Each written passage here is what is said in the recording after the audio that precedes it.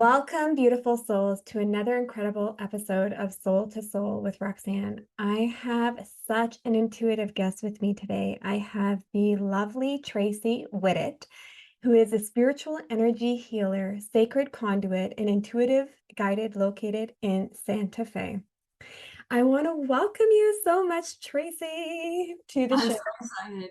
Thank you. Thank you for having me. It's great to be here with you. You're so radiant. I love, you just have a beautiful aura about you. So. Oh, thank you. Thank you. So, really, the preface of this show is really just to get profound, dive on deep, and just to really understand who you are and how you came to be the incredible soul that you are today. So, I'll let you take the floor. Oh my gosh. Well, I think I was just born this way, and it took a lot of, I guess, life experiences to get to this point. Sometimes we look back and we go, oh, I wish this didn't happen. Or if I had chosen this instead, then I'd be so much further along today. And it just doesn't matter. It's like I used to think I was in charge, but I'm not. It's the divine that's in charge. The universe has got me. And that's what I'm really learning the most right now is trusting in every moment. And no matter what happens, it's for my highest good. And sometimes that's a little hard to get my head around, but it's like if it's a painful feeling or an experience, which I don't have that very often anymore, but like when I do, I can flip it and I know that it's for my highest good because again, I'm not in charge. I just work here.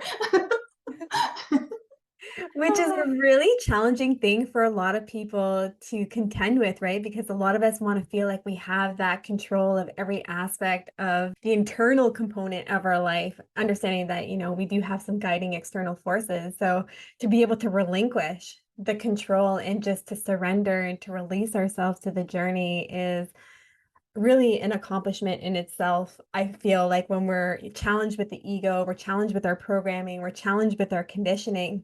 When you were a child, were you always a very soulful child? Did you have this, this profound knowingness of yourself? Did you know that you carry these incredible gifts and abilities?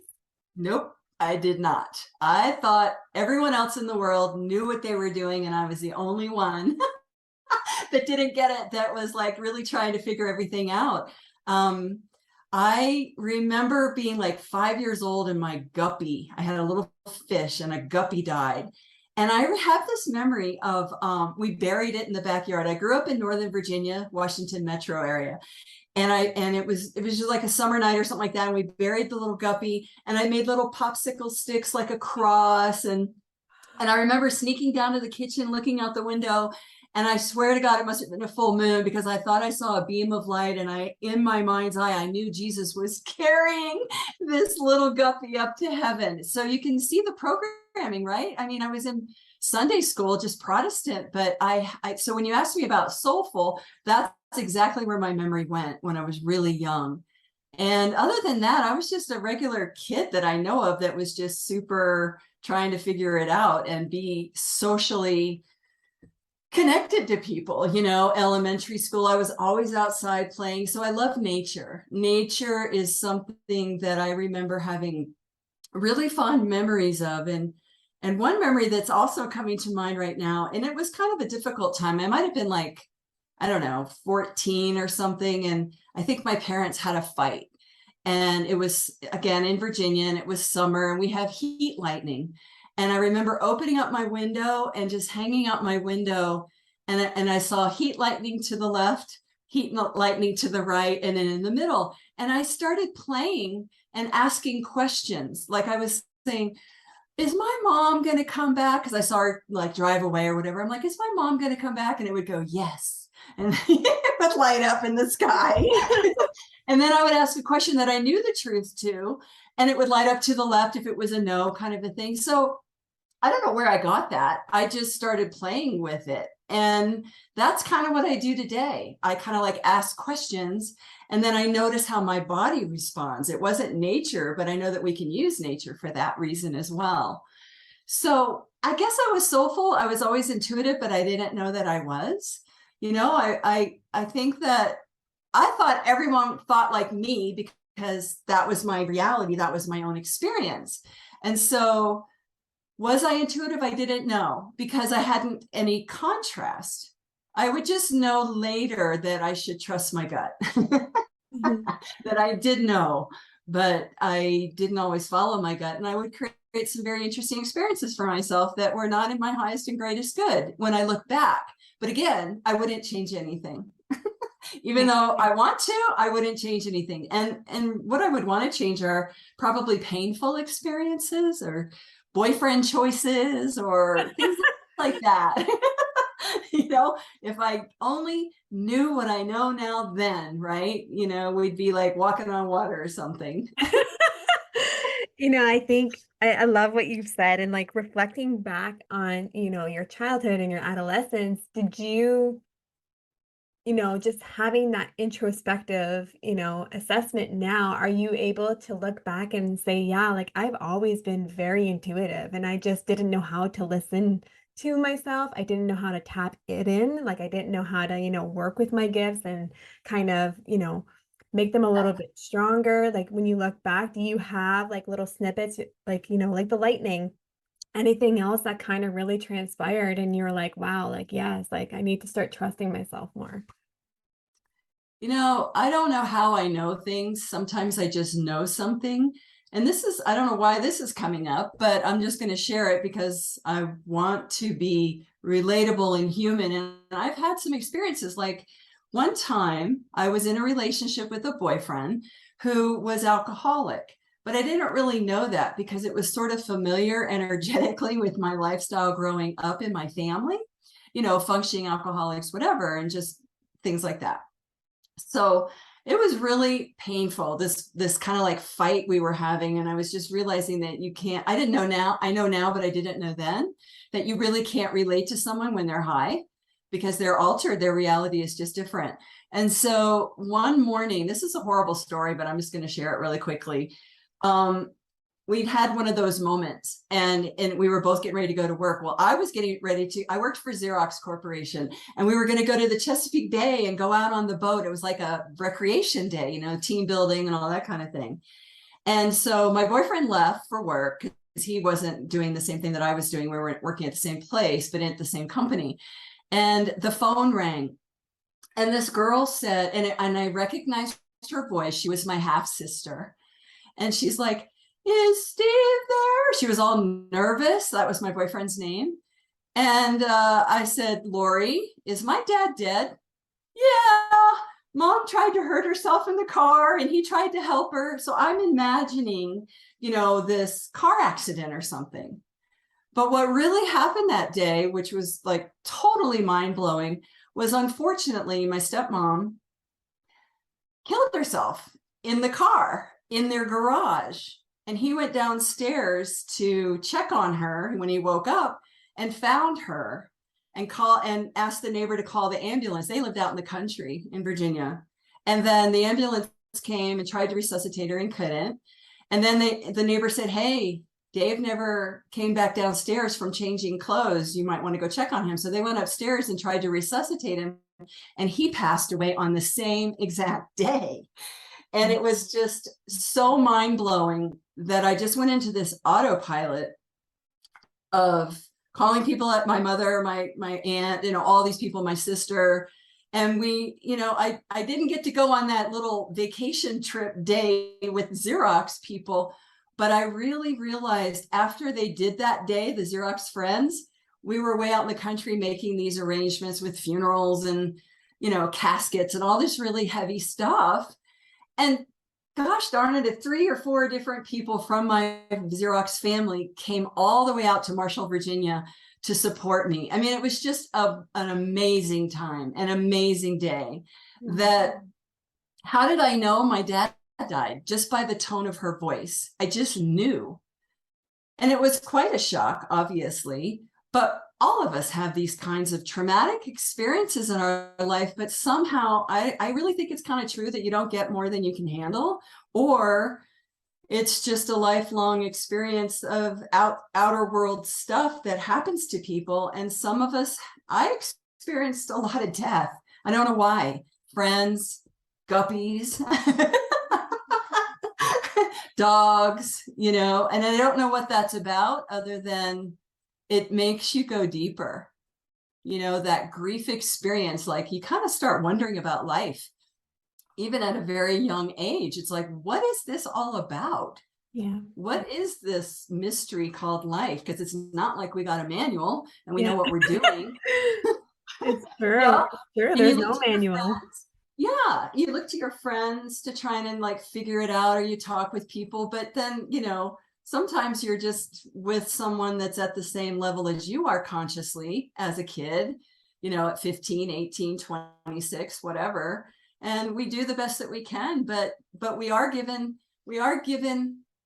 I guess, grace, gifts and grace. And I wouldn't say that that was a gift, but in hindsight, it's a gift, that experience of that traumatic event, but also noticing how I knew, but I didn't know.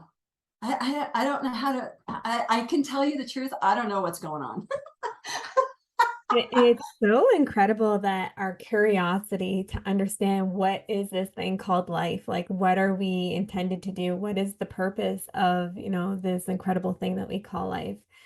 And going back from having an experience like that, I can't even, imagine. I can't even make that fathomable to lose two incredible people in one day. Like that is, I know some people have, had similar experiences, but just to me, like that's a lot of grief and a lot of loss in one day. Do you feel like after that moment, after that pivotal moment, did you feel like you maybe went a little bit more profoundly into your journey and that you really started questioning things a little bit more, or were you still kind of not going down that path quite yet? No, I had already been on the path, if you will, like around eight. I think I was about 26 when that happened, 25, 26, somewhere around there. And before that, I was studying A Course in Miracles with a neighborhood group. So I'd already been learning meditation. I had already had the knowledge that somehow I know that life continues on, that we don't die, even though the body dies. And I've always been interested in hospice work because that's the most real conversations can be. Like when someone is consciously dying, I mean, we worked with the Washington Center for Attitudinal Healing, and I was in a program that was kind of based on the Course in Miracles. It was a book called Letting, what was it called? Letting Go of Fear.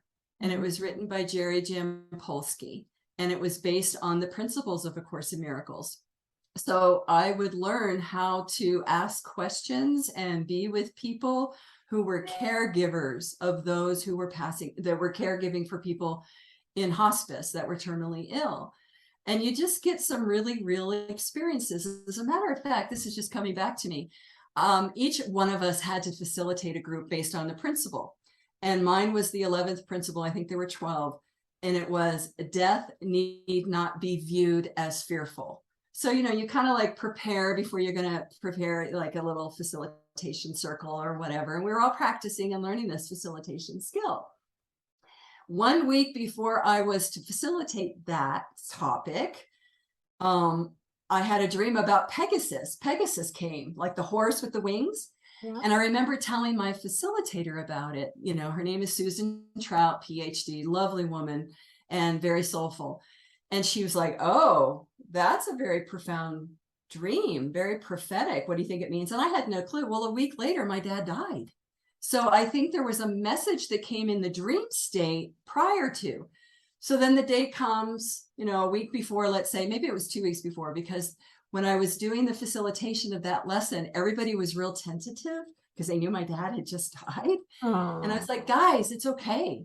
Really. I mean, I think it helped me heal by having to really look at it. And after that, I remember moving, I've had lots of death, right? I said, and then I remember losing a baby at the age of 19 weeks in utero, my second child. And I moved to Colorado right after that. No, it happened right when we moved to Colorado from Virginia.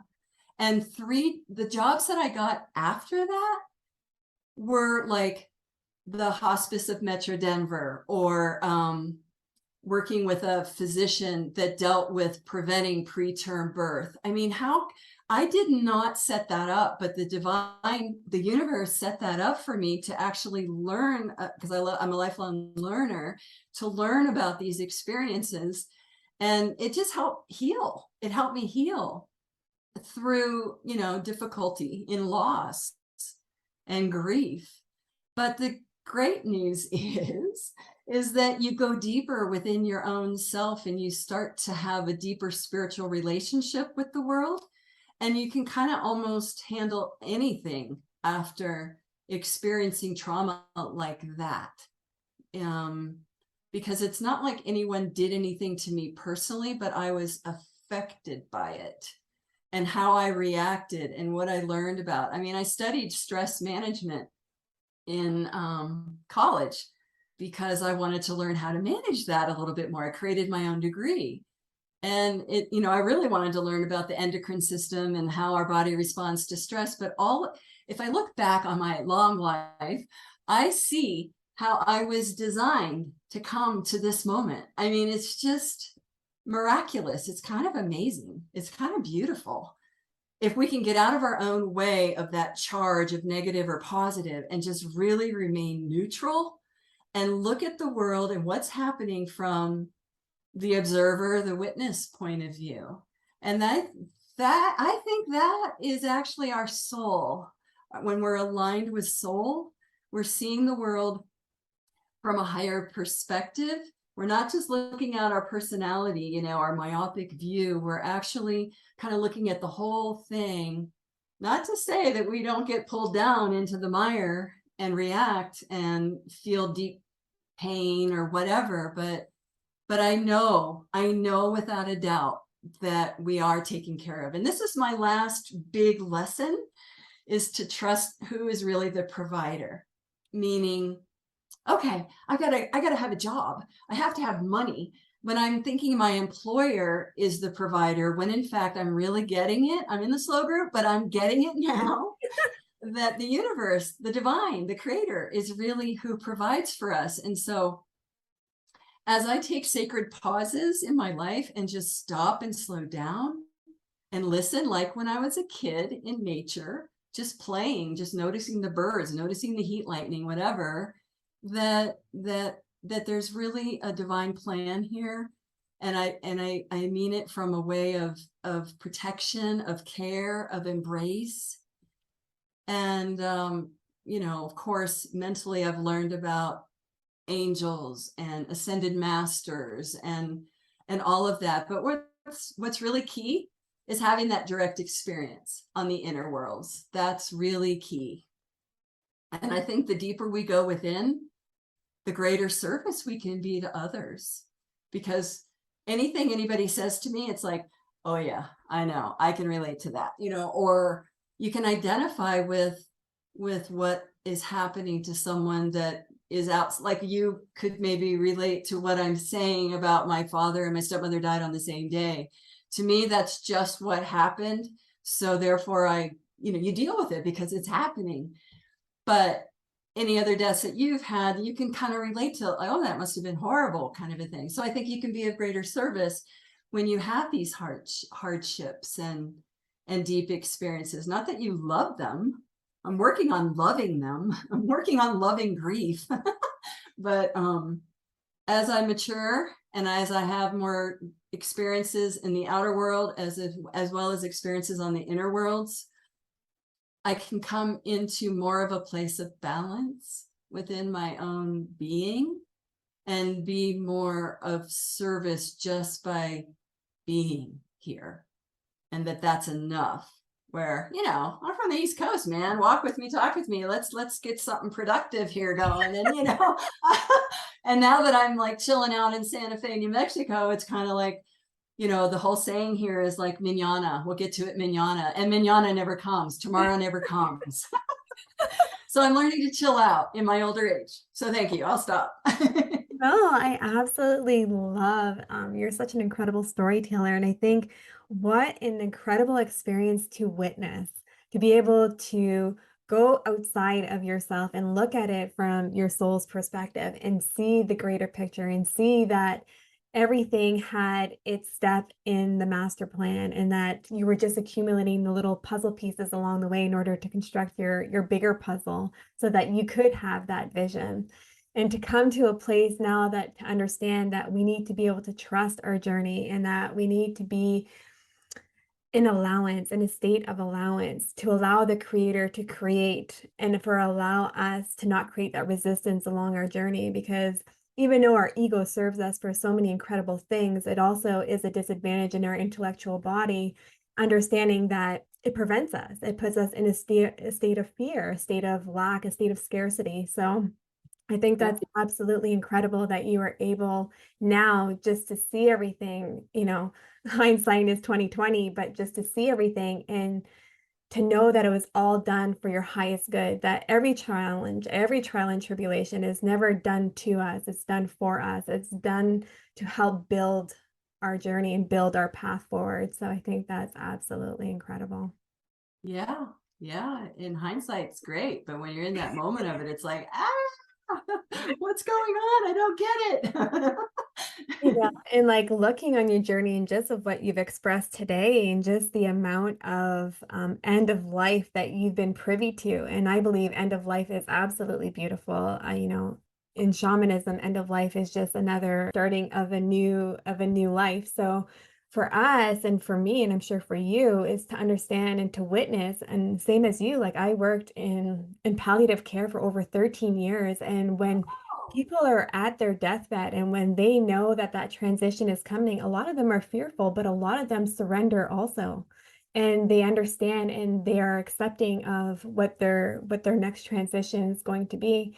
But the fact of those conversations, the most profound conversations that most people can't sustain, on a day-to-day conversation, just like the beauty of those conversations and the wisdom that comes from them. Even children, like I've had pediatric populations that were palliative and like just the Wisdom. everything that they exude, everything that it's like they are trying to soothe everyone else as they're going through this next transition. And they're with such poise and with such grace because they know, because they haven't been privy to all this programming and conditioning, that they have this sense that they are going to be well taken care of and that they're ready. So this is an example of intuition that I didn't know. I did not know that you had that experience. So why was I going on and on about all these death experiences? I resonate with everything that you're saying today. So Just I didn't know that. We didn't know that about each other. And then we kind of went there. I yeah. love it. See, we're directed. I think that's proof right then and there. I'm amazed. I did not know that. And that would hurt me the most if working with children like that. Oh my God. But they're angels, it's just like this innocence. When my stepfather passed away, my son was only 6 and he was in the back seat. I was picking him up from daycare. We had a beautiful sunset that night in Colorado. And he said, Mom, are the angels celebrating because they have another angel joining them today? It was like, that's what it came out of him, out of his heart. Dylan is such a beautiful being. And he was just innocently seeing it that way. And he wasn't programmed with church and things like that, religion. He just knew it. It was just a beautiful truth. When you were talking about the children, I mean, when you're closer and closer to the end, which is a new beginning, like you said, it's truth. It's authentic, it's genuine, it's real. You don't waste time on talking about the weather and stuff. Yeah. You get into it. You get right to the heart of everything, of what is.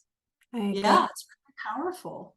Yeah, absolutely. I agree. And I think that we can learn a lot by witnessing children and the purity of what they bring and the innocence that they bring because they actually allow themselves to feel, to be in the moment, to not be suppressed of who they truly are. So when we're seeing someone going through a transition and just normal children that, end of life is way far out for them, it's just to be able to witness their beauty and their innocence and the way that their imagination and their intuitive senses kick in. It's absolutely beautiful. But, I think for those that work with that population, it is it is hard on you. It is hard on your soul, even though we know that they're going into the next beginning of an incredible life. It still doesn't make it easy. So Yeah, I we think, miss them. We miss them out of the physical body. Yeah.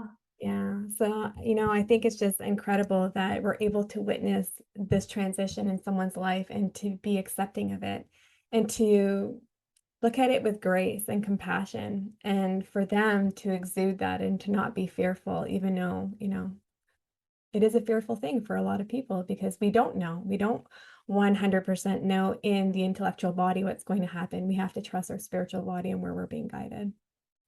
It's kind of like I would say that I don't fear death. I fear the thinking about it coming more than the actual moment. Because I recall one day I was with some friends and we went whitewater rafting, and it was in West Virginia, and it was down the Gauley River. And I used to call it, like, I don't know if you remember that show called Gomer Pyle, but he would say, golly. That's what I think of it with that river, because it was an 8-man raft. And I was super skinny then, much skinnier than I am today. This 8-man raft went right and got stuck on a rock. And these are class 5 or 6 rapids, right? And it's like this big what do you call those? Aquifer, those big conduits where water is flowing out really fast. I don't know what it's called. The cauldron? Anyway, I think so. And the Yeah. water was just a big force. It was like they opened up a dam and it made the river really go fast. Yeah. So our raft got stuck on a rock and it like jerked, and I flew out the raft into the window of the rapids. And I remember them telling us in safety that, you keep your head up, you don't take a breath until you know you're above water, you keep your legs straight in front of you, and you hold on to your life raft. And I didn't have a life raft on, I think we just had wetsuits. But I was going along I rode the rapids with my body. And I remember seeing water going around a sharp rock really quick. I hadn't gotten to that yet. And I remember having the thought, oh, this is how I'm going to die. There was nothing I could do about it. It was like in process, right? And I just held my breath, and the water took me down and around that sharp rock. And then I got into like smoother water, and I realized that I didn't die. And I heard some other rafters going, get that guy out of the water. And I'm like, I'm not a guy, but get me out of the water anyway. I'm a girl, get me out quicker. So when the moment comes, you go there. You cannot do anything but surrender. But then there was a grace. Maybe that was a near-death experience. I guess it was. I never really thought of that. I didn't see the tunnel and all that kind of thing. But yeah, it was something. It was an experience. So it's just interesting how these thoughts are coming to me as I connect with you, Roxanne. I don't know why they're coming out. It's amazing. It's amazing what happens in our life, and when we look back, we're like, wow, okay, yes, like that's what happened. I survived. Yay. So, like, after those moments and like going a little bit more into your journey, has there been any, pivotal moments or any moments that you realized that you were a healer, that you were, an intuitive guide? What kind of brought you to that path? Well, I was studying A Course in Miracles in my neighborhood Sunday night group. I realized after she passed that she was my first teacher, because I thought, oh, I don't do the guru thing, whatever. And she was just a great mom, But she suggested that I take Reiki. So I took Reiki, I think it was way long time ago, like in 83. So I took Reiki 1 in 1983, and then I didn't, they said if you didn't use it, you lose it.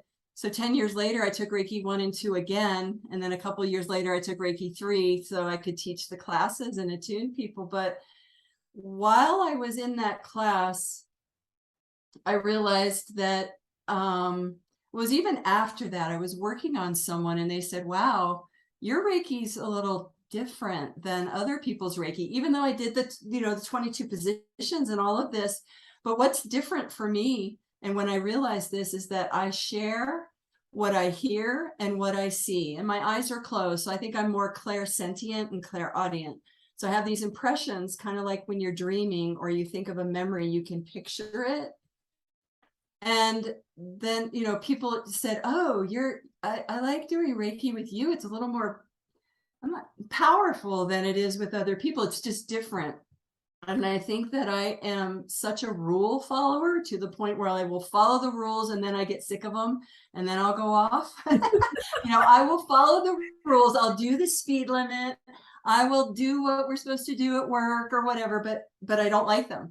And so I learned that I just, no matter what energy work I took, that's the common denominator with my consciousness, however I came in or whatever I did in previous lifetimes to bring me to this. And, you know, access consciousness is great. And I love it. And it's quick and easy and it's quick clearings and you don't need to know the story, which is lovely. You don't want to re-traumatize yourself.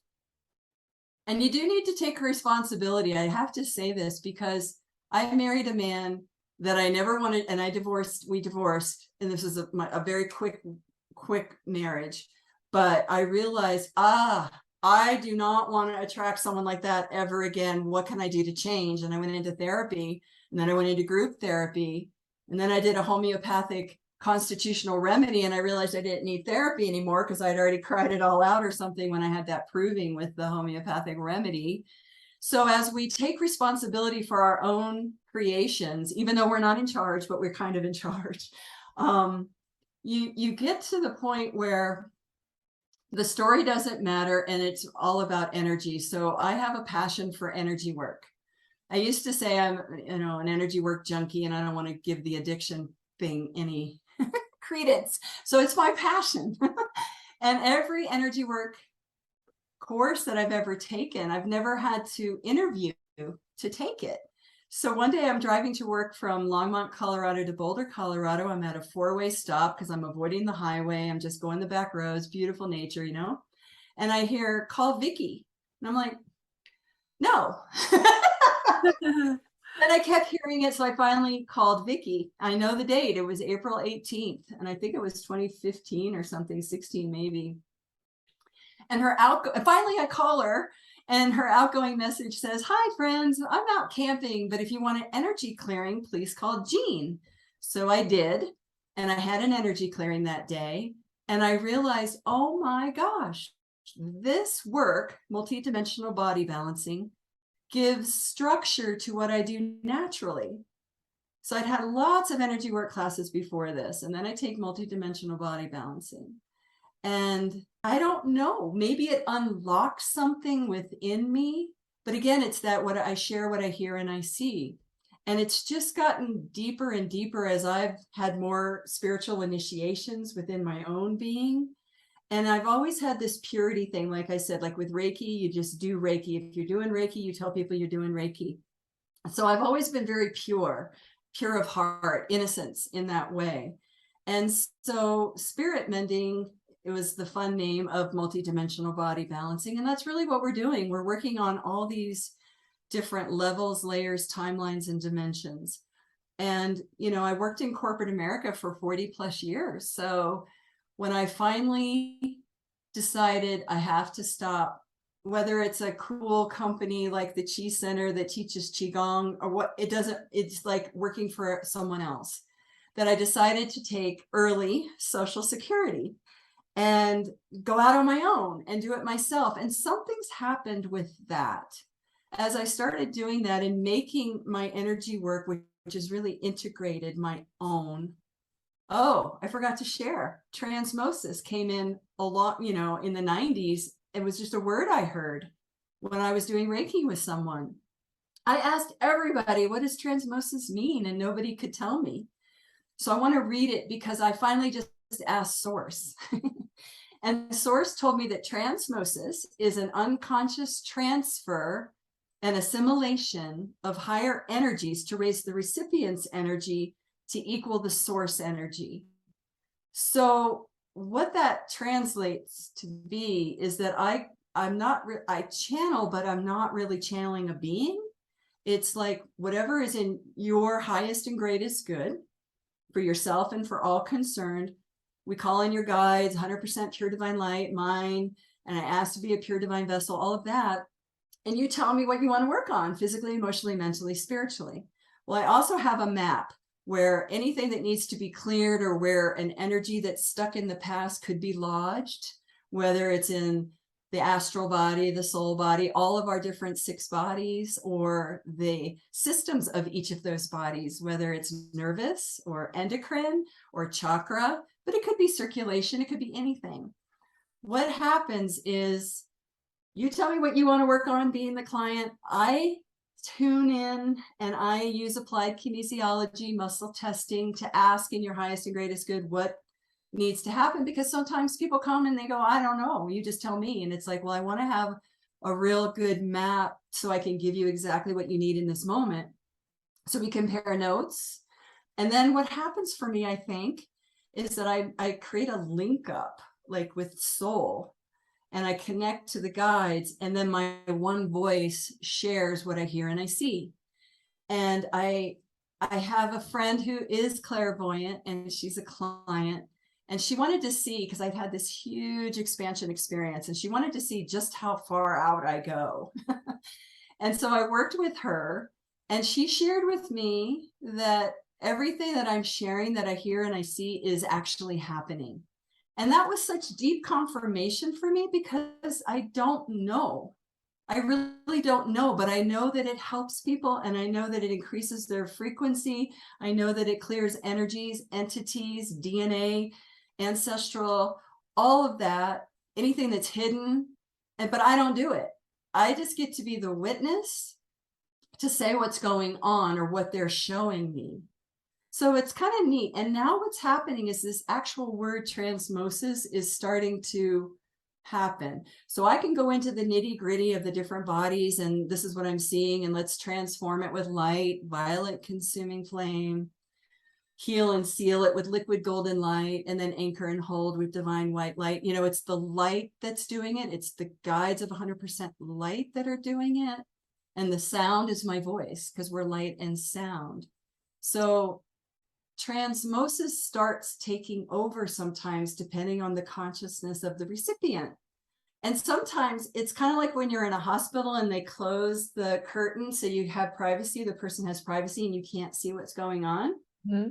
That's been happening, where they are enshrouded or embraced with this golden white light, and they are being worked on. And I can still talk, but it's not even the words that I say. It just seems to be, I am a vehicle. I declare myself a vehicle and a vessel, and the frequency that comes through, and then reflecting what I see in the light that's happening on the inner worlds.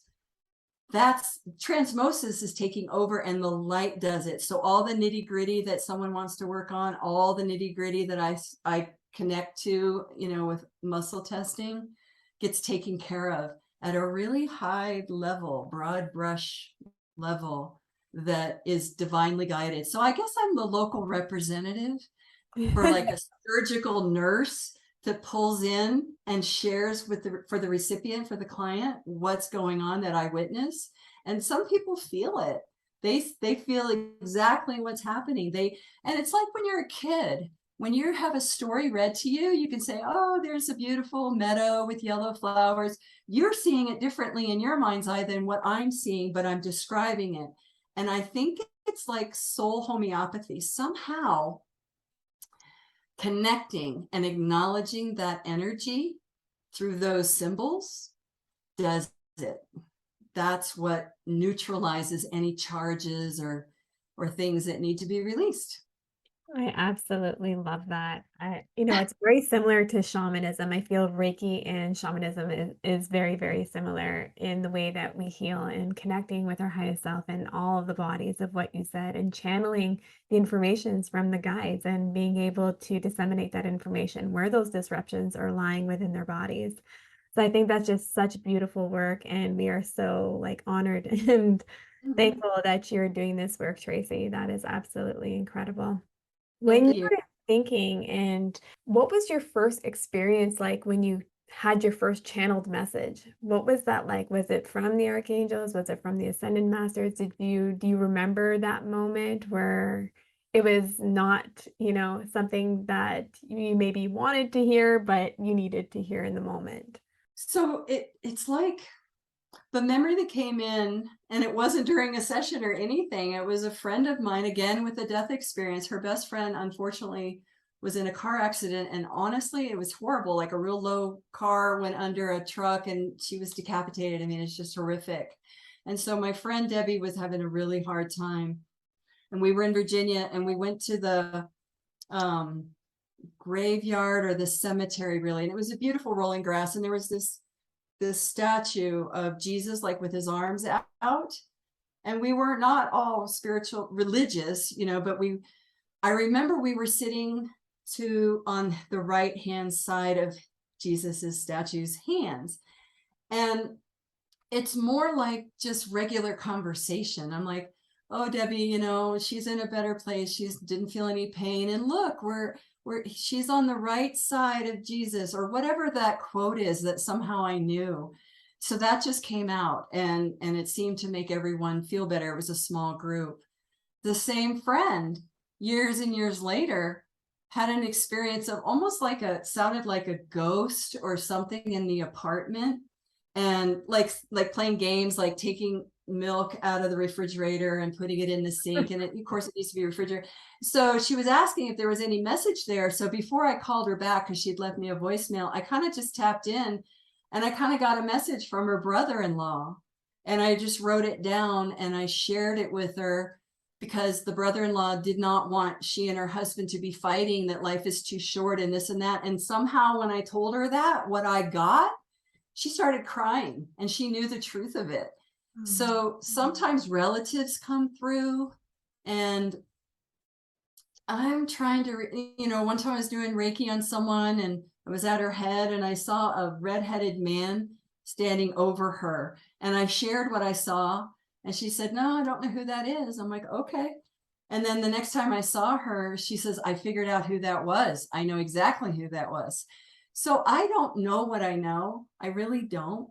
And I'm just do my best to clear myself every morning and be as pure a vessel as possible, so that I can be a divine messenger, really.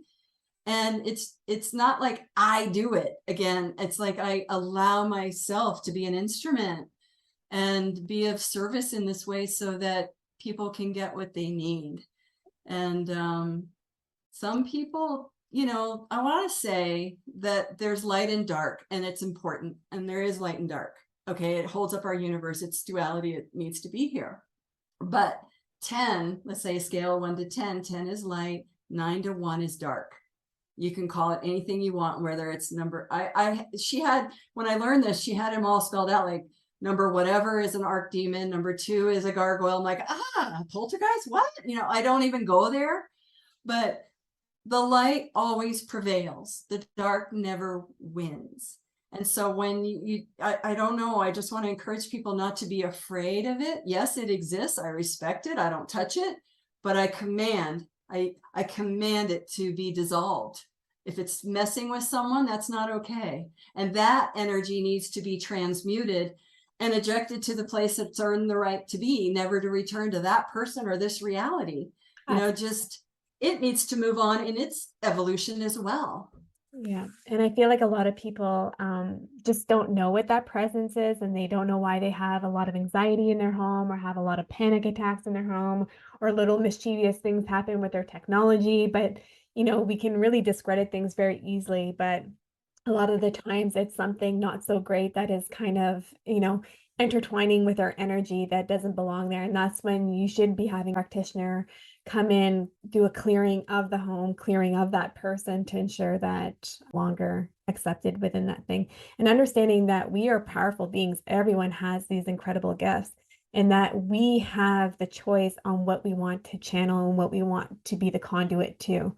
We decide what comes through for our highest good, and what doesn't. We do not need to allow that to come through. So I think True. that's an incredible thing. And Tracey, like, just thinking about all of your journey this far, do you think that maybe a part of your journey is to help those that are going into the next, transition at that are at end of life? Do you think maybe that is what has been calling you? It's certainly an interest, and I certainly don't want to prey upon anyone in that vulnerable space of being. I recently, 1 year ago today, lost someone who asked me to work with her every week, and she adamantly thought she was going to beat the cancer that had metastasized throughout her body. And we would just clear and clear and clear and divine messages and this and that. And then right up to the 2 days before she actually translated or transpired, she thought she was going to beat it. She really had that. And it's an honor. It's a true honor to witness that. As hard and stressful as it is, it's an honor to be in that sacred space with someone, just like you said. It's life and death. I mean, I've been at births where it's, home births. I had a home birth. I mean, it's holy. It's like when that presence comes, or when that presence is released, it's holy. It's an holy instant. And I have chills on my thighs. I do not know why, other than I think that was truth.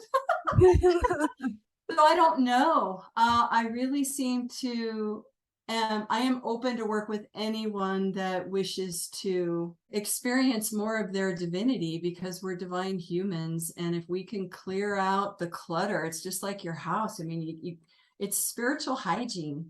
Yeah. We brush our teeth, we wash our face, our bodies. We don't think about our energy field or our bodies or our chakras, because number one, we hadn't even thought about it. It's invisible. But if you have the awareness that it's there, and sometimes even if you don't know, I just want to empower people that if they don't even know that something's off, something just doesn't feel right, you could actually, I adamantly know that you have to call in 100% pure divine light.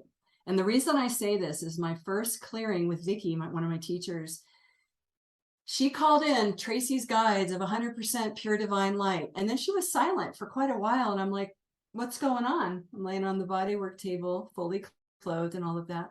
She goes, oh, there's a changing of the guard. I'm just waiting for them to switch out. So when she declared and called in the spoken word to call in 100% pure divine light, some of the guides that were there that I thought were 100% pure, I thought it was Saint Germain, I thought it was Jesus, let's say, the Great White Brotherhood. Maybe they weren't. There's some trickery in the astral realms and things. So they switched places. So I always tell everyone, please call in 100% pure divine light, even if that's your intention, so that you do it, so that it actually occurs, because you declare, you speak it, it has to, spiritual, it comes, it is that, it comes. And so if you have something odd going on in your body, let's say your stomach or something like that, you can call in 100% pure divine light and ask for your highest and greatest good to be done for yourself and for all concerned. And you could maybe just, without training, and I'm working on writing a course and training people how to do this for themselves, but I haven't completed it yet. You just call up that energy that you sense and call in the violet light, call in the guides to clean, clear, cleanse, heal, harmonize, and balance it. And then remember, when something is cleared from your body, the universe likes a vacuum and will fill it back up. So you want to heal and seal that wound or disconnect that you cleared with violet light, with liquid golden light, to heal and seal it. Wounds look like downward spirals into the body, counterclockwise. So we heal and seal with liquid golden light, and we activate upward spirals, and we reverse any implosions or contractions or shearings, anything that's off. You just want to put everything in its normal, natural place. Like we used to say, return Roxanne to her original divine blueprint. But now it's more like, you've gone through so much since you first incarnated here on the planet. So now it's like, return Roxanne to her current divine blueprint, because we keep evolving, and growing, hopefully. I think energy does that. And I think it's So great too what you said is that, we don't see our energy, we don't see our chakra systems, we don't see everything that is transpiring within us. Even if it's our organs, we can't visually see it on a day-to-day basis without machinery or equipment or medical equipment. So when we think of it from that aspect, is about we need that education piece to start at a very early age, at the commencement stages of our life, so that we understand that we are in fact energy and we are light and we are love, and that we're not just a physical being, and I think there's a huge importance and a huge significance that we need to start, making sure that our children in the future understands that. And I think that it's starting to be a lot more prevalent in the world today, that we're speaking about it, we're hearing about it a little bit more often by doing these types of shows and by putting our inspirations out there and putting our thought processes out there, and that many of us are receiving the same messaging. Many of us are receiving the exact same.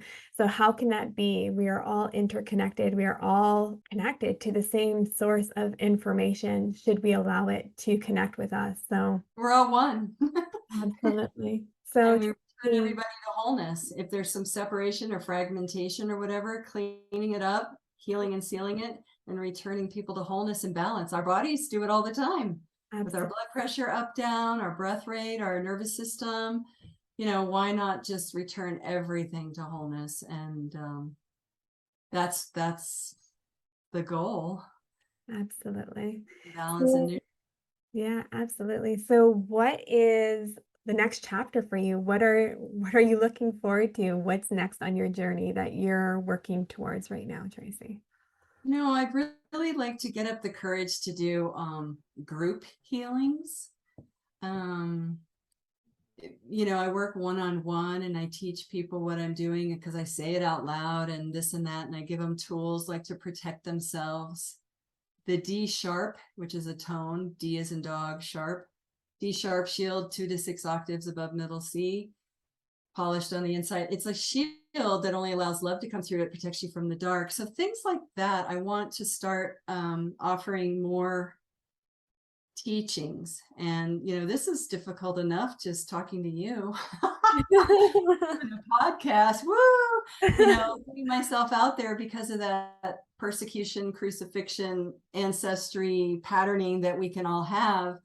But I know in my mind that it won't happen again this lifetime, and that it's a disservice of my existence to not share what I know and I hear and I see.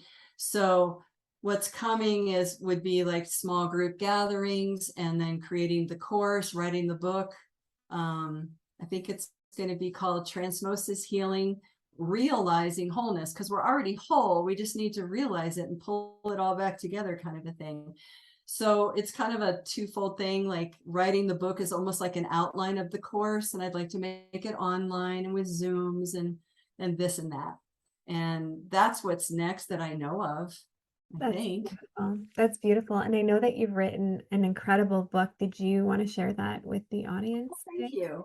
So my girlfriends and I, 2 ladies up in Boulder, Colorado, and myself wrote a book. It's called The Magi Within, Unlocking the Gifts of the Inner Self. And it's a workbook, and it's from A to Z. So A would be awareness, Z is 0 point, K is kindness. So you can kind of think to yourself, what letter do I want to work with today? And let's say you pick K for kindness. Then you would answer the questions to yourself. It's like journaling, and you would be with kindness all day long. Somebody cuts you off in traffic. How are you going to react? Are you going to react with kindness? You just notice kindness all day long. And it's a tool designed to teach people to connect with their inner world, their inner intuition. We called it the inner magi. It's like our intuition, to know what we know and to connect to it. So it's very unique that 3 women can write on a topic. We each had a chapter, E, energy, whatever, but then we actually painted art to go with it. So the art is very activating as well. And I'm in the process of getting those photographs of the original artwork, which is all around my living room. So I have like 26, it's like the Magi living room of the original art, of acrylic art and gold foil and all that kind of thing. And it's like, how do you draw awareness And what we did is we went within our own process, because you meditate, you get into the center of your head and you connect. And then you just ask. Again, you ask, you trust what you get, you acknowledge it and accept it. So we all painted together. Somebody would paint the background, someone else, like for kindness, would paint flowers as a symbol of it. It was really a fun project. And I think it was published on Amazon in 2015 in the fall. And so on my website, TraceyWhittet.com, I have the PDF for free. If you don't want to go to Amazon and buy the book, you just would have to print out a lot of pages, with a PDF, or just have it on your computer and use it that way. But yeah, it's just a free gift if you'd like to empower yourself, because that's what it's all about, is empowering individuals. It really is. I think it's a grassroots opportunity here on our planet now, is that more of us awaken and clean ourselves up and are responsible for our thoughts, feelings, and emotions, that we create a better world, and it will eventually be this critical mass, which I think we're really close to, because you can see how perceivably dark the world seems to be with COVID and just elections and all this weirdness, that we just have to hold the light and be who we are and offer our gifts to the world and be of the greatest service to the whole. That's really why I think we're all here. Absolutely. And for the listeners, I will ensure to include all of Tracey's information for her website so that you can go and grab this incredible free resource that she is offering. Tracey, do you have any last words that you want to leave our listeners with today? The greatest thing I've learned in my life thus far, in the greatest gift I can give myself and to others, is self-love. So I invite everyone to offer yourself self-love and really nurture yourself and care for yourself and honor yourself, because if you do that, you actually give permission to other people to do that, and you don't even have to say it. It just emanates out of you. So self-love, I think, is most important. And that could be as simple as going to bed early, taking a bath, eating nutritious food, walking, movement, thinking loving thoughts. If you catch yourself thinking a judgment of yourself, critical of yourself or another, just kind of catch yourself and gently pull yourself back. Work with your breath. I know I said a lot of words, but self-love kind of sums all of that up, to make yourself and this world a better place, more harmonious. Absolutely. That was absolutely beautiful. And Tracey, I want to thank you so much from the bottom of my heart and from my soul's essence. It was such an honor to have you. You're an absolute delight, and I love your energy. And I know that this will touch many lives. So I want to thank you for taking the time to share your space with us today. It was such an honor. Really, the pleasure was all mine. Thank you so much. Thank you. And for our listeners, we are sending you so much love and so much light and so much peace. Miigwech.